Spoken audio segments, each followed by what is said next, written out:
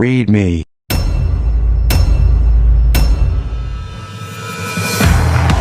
There's some protests happening down outside the Capitol.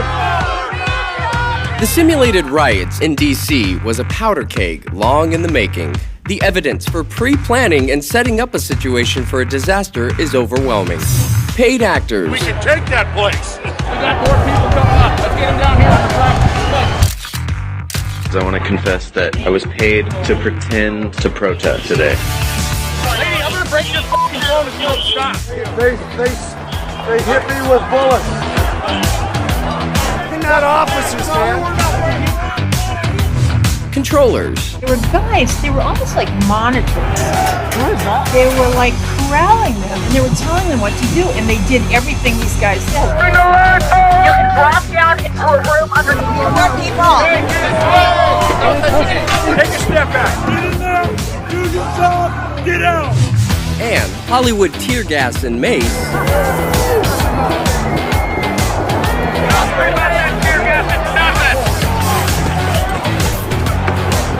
All on display for hundreds of professional photographers conveniently on scene.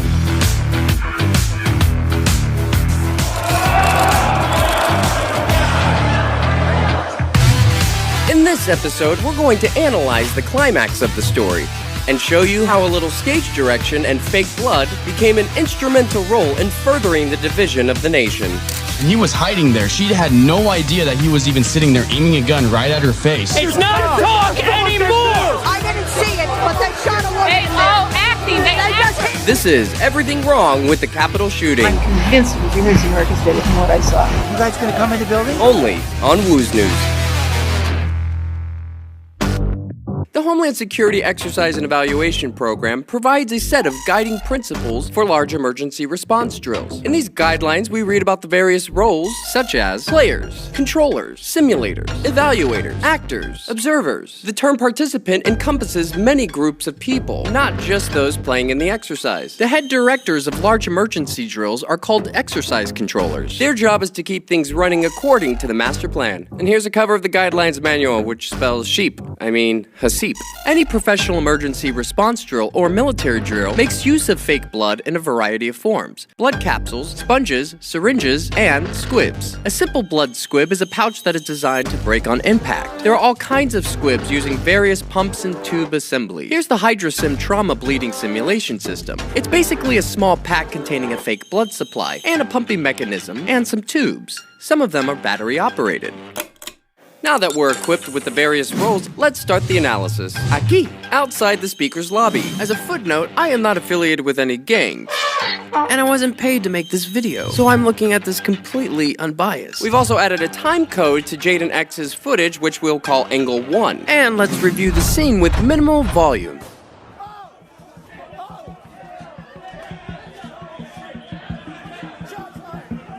You'll notice how much chaos is happening on screen, yet our eyes are fixed to the woman because that's what we're here to see. No one seems to be concerned with being the next target. It's bang, action. It should be noted that everyone in the room knows what's going to happen. They all play towards the camera. Now, let's take a look at some of our characters. Adam Gray, our photographer. Taylor Hanson, Vetter, Rufio, Fredo, Yellow, Data, Jaden, Thomas Barani, Ninja/Evaluator, Secret Agent Man, or as I like to call him, Sam, Medic/Controller, Parrot Blocker, Shades, Red, SWAT 1, and SWAT 2, Frickin' Frack, and our star, Rabbit.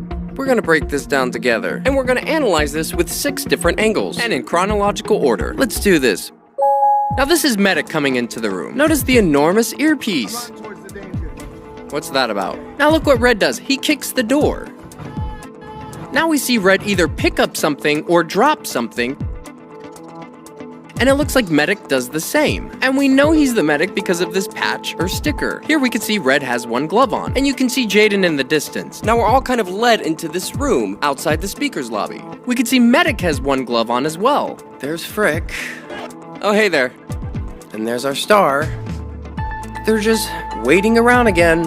And you can see our star looking in the direction of the weapon. She seems amped up or nervous. And you can see we have Taylor Hanson on our left. Notice how Yellow hands Rufio the helmet. And notice while he does that, we can see Cop 2 and Fredo discussing, almost like they're waiting for something. Okay, we got police coming up. Okay, we got police coming up. Now frickin' Frack come down. Rufio takes off his hat, changing his appearance. He receives the signal, and they leave. And it all feels a little rehearsed. And you can see Adam Gray push his way through. Now this is orange in the front. You should also note that the glass is not glass, but plastic, or stage glass. And you'll notice that this barricade was set up before they entered the room. You can see Barani in red to the left of the screen. In about 30 seconds, they're gonna make their way to the front. Notice how our star keeps looking over to the left, as if she's waiting for something. As the officers leave, they're pretending to talk to each other. And you can see how easy this plastic comes out. You see how easy that is? Frack taps the back of Vetter. Jaden is the first one to give the command that there is a weapon at 34 minutes and 49 seconds. And you can hear others chanting the same thing. Notice that the gunman briefly removes his hand from the weapon, like he's communicating, replying to his earpiece. Look how long it takes him to do it. Notice this person just walking in the background. If we draw a straight line from where the weapon is to where our star is, you will see that they don't match up. The weapon is far below her neck area. And boom, right there. Now that's 15 seconds since Jaden announced there was a weapon. That's important. Now let's back it up 15 seconds. We can see this guy point to Orange. Orange gives a hand movement, and look, the Hollywood glass just falls right out. SWAT 1 goes to Sam. Now why would Blue ever be in on this conversation? Blue makes his way past Yellow, where he grabs him, and you can see Barani making a hand movement. And he touches Red on the back, and Barani signals her to get into place. And she goes through, and she's ready to fall. And they all scatter. Notice this guy in the background. No one looks in the direction of the gunman. Yellow gets into place. Now that's Rufio. Right when she goes up, he turns his back. It doesn't make sense that Rufio's corralled all these people into breaking down the doors, only to step to the side and turn his back. In this angle, Rufio turns to take a peek. And he touches Red on the back. And Ninja automatically puts his hands up. Also, notice when she falls back, her backpack looks fairly plump. A perfect breakaway for a fall. And you'll see Yellow breaks her fall, boom, with his foot. And here you can see the plastic glass. Red gets out of the way. And interestingly enough, Ronnie moves down just to touch her. Just to touch her right backpack area. Just for a brief moment. While Sam comes down, he moves her, 9 inches to his left. He's about to reach under her right shoulder. At the same time he does it, SWAT 1 briefly squeezes her right hand, or he's putting something in there. When Sam picks her up, she puts her hands in front of her face. It almost appears that she opens her eyes right there, and she just puts her hands down. Boom, she's set down, and then her elbows go down as Data and Orange move into place. Now Sam's gonna make a big hand movement. His left hand is still under her right shoulder, trying to give her a back massage and shit. Who writes this? And look how she's laying. She's still got her right leg up. It's only been 11 seconds since the weapon went off. And here you can see her curl the side of her mouth up, while a drop of blood runs out from under her nose, which takes less than 16 frames. Here it is in real time. No blood. And there it is. And she has her hands like she's about to give a shadow puppet performance. It's just an interesting face to make. No suffering. It's like, boom, instant death. She's basically using that backpack as a pillow. All the while, look to Sam's right. There's Ninja. And Ninja's been there all along. And he comes down with him. And it almost looks like she has a smile on her face. It's almost like a Mona Lisa. And she's holding her right hand clenched like she has something in there. Now you have SWAT 1 coming in, playing a scene blocker. And notice how Rufio is just clamoring over SWAT 3, because there's quite a bit of photographers in that room. Now look, frickin' Frack. He grabs him in the back, and he puts his hands up. See how he just grabs him and he puts his hands up? They were friends earlier, remember? And look at Barani. Okay guys, I'm just gonna pull out my phone. And notice how he looks at his hand. He's gonna do that a couple times. And there's a reason for that. So now SWAT 1's making his hand movements, you know, the big pointing. And now he's gonna put up his weapon. And he does this little dance with his knees. Okay, thank you. Thumbs up. Like he's pretending to talk to someone. And he's like, thumbs up. And now Data moves in. He clumsily takes his book bag off. Now here it gets really strange. With the exception of her nose, at this time code we see there's no blood on her. 3517. We're gonna see her pop in right there. Nothing. 3521. But wait, boom. 3525. 4 frames. That's 4 seconds. And now it looks like she's devoured some small woodland creature. Don't you love how blood defies gravity? But how is that possible? Let's back it up 4 seconds. Now watch. Notice how Sam moves his left hand from her right backpack area, and he goes to grab her hand, like she's doing a peace sign, with her hand, dips it in. Look at that movement. Now you can see him move his hand across her face. But look, she moves her wrist into his hand first. It kind of looks like she's smearing blood on her face, or putting something in her mouth, but you can see the movement. And he swats her hand down. Then he forcefully turns her head to the right. It's hard to see if those are her fingers or if she's holding on to something. Now Sam gets up and all he's doing is just pointing. Look, well, I guess my work here is done. They're both pointing at the same time because it makes for good pictures. You've got the drama, you've got the pointing, and now this blood is just gushing out her mouth. Don't make no sense. Do you hear that? Y'all murdered this person? It's only been 21 seconds since the weapon went off. Just grabbing him like, what are we gonna do? And notice he has a full beard. Do people in these positions normally have full beards? Maybe, okay. He's also double masked. Ooh, such a secret. And they just keep pointing, look. SWAT 1, SWAT 2.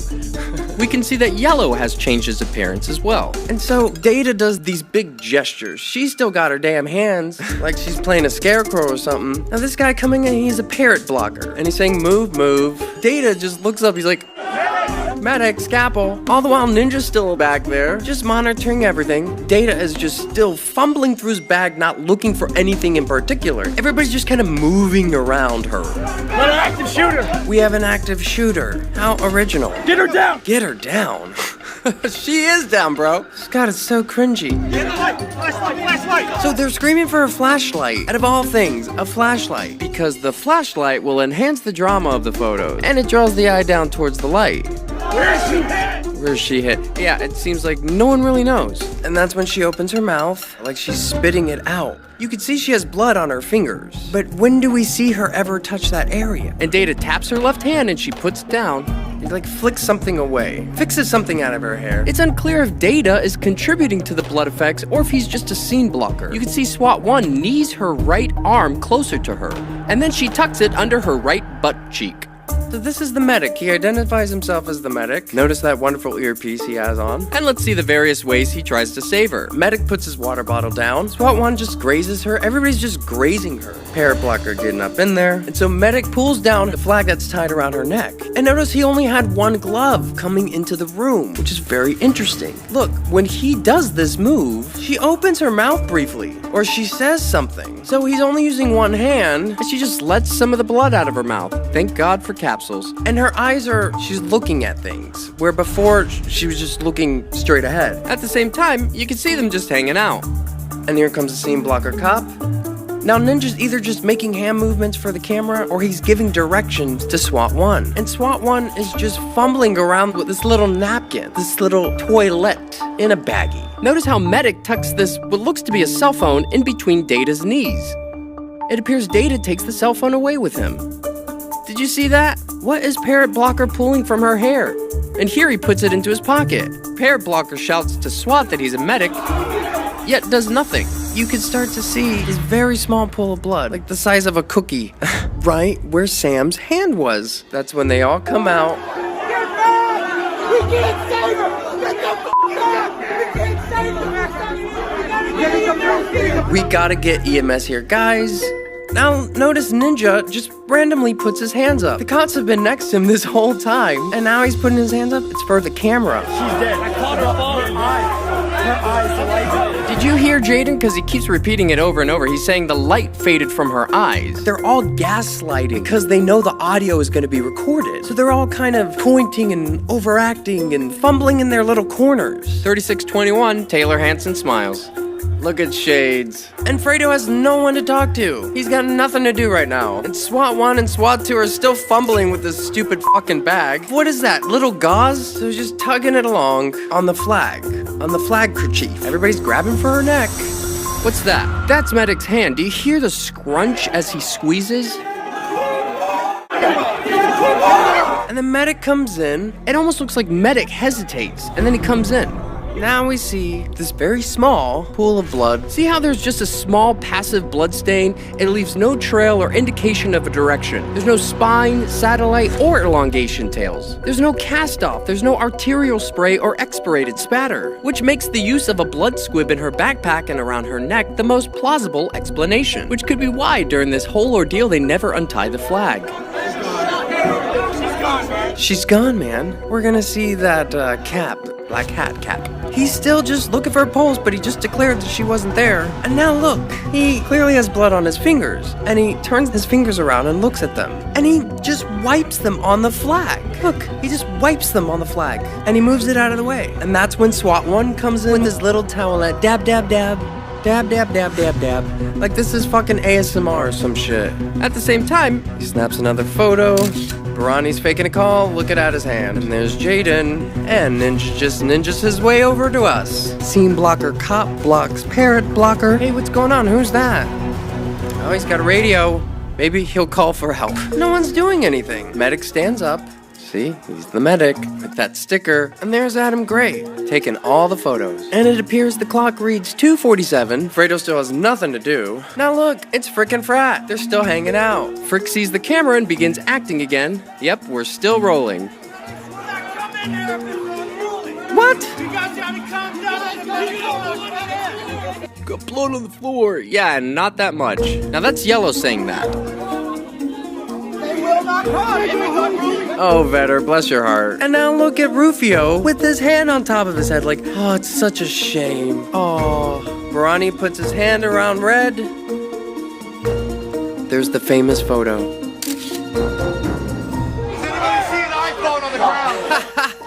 Has anyone seen an iPhone on? Nobody's doing anything. Everybody's just hanging out. Angry lady number 1, she's just there to scream at them. Now notice they're still taking photos of her in the background, yet no one has done anything. She's dead, she's dead. Hanson in the background, he's got his footage. This is, oh no, we'll see him later. Barani motions to medic, and now Fredo motions for Bike Cop 1. Look, more pointing, more big hand movements. Do you see any blood on Sam right now? He put gloves on, and he's got little paper towels, or something. Maybe it's a script. They're still just getting all the pictures. Shades is making his big hand movements. Oh, he's grabbing Barani, but notice Barani puts his hand on his back, or he grabs him, and he lets go.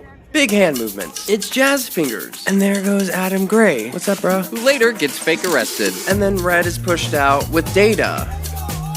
See, they've already made one. And look how uniform they are. Looks like they made it just in time, even though they don't go out that way.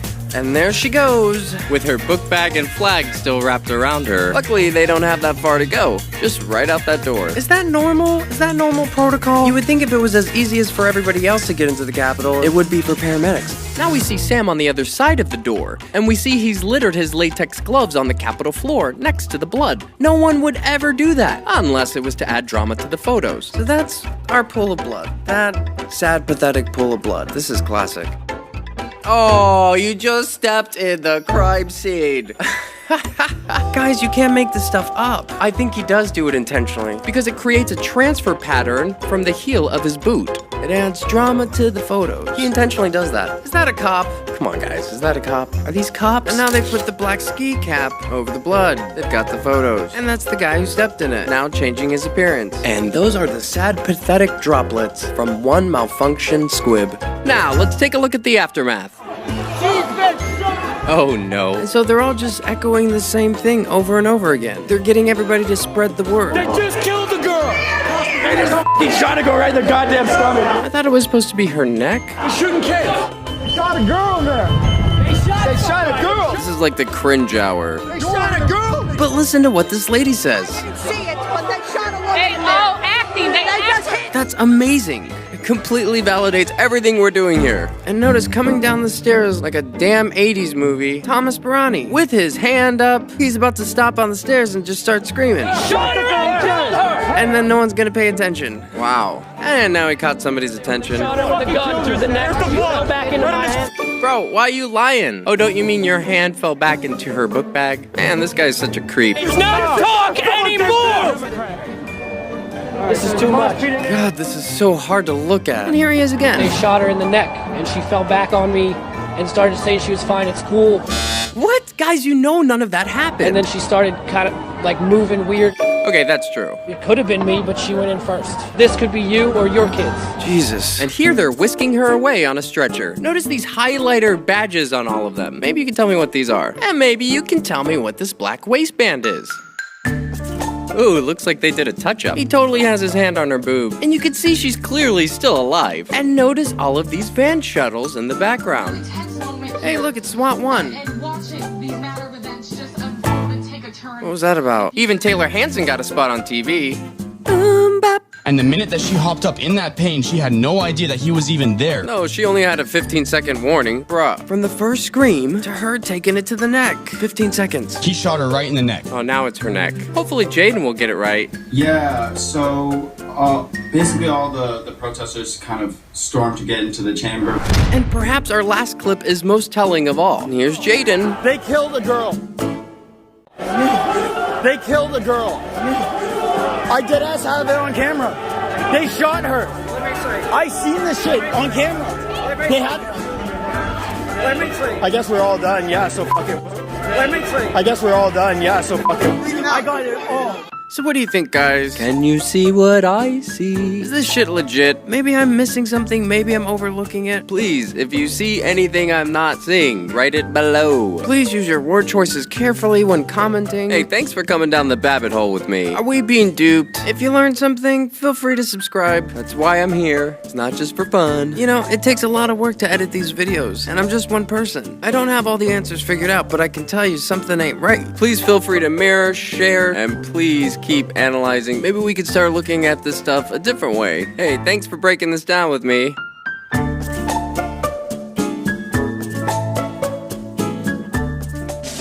We just figured out Woo's news because we're fucking smart.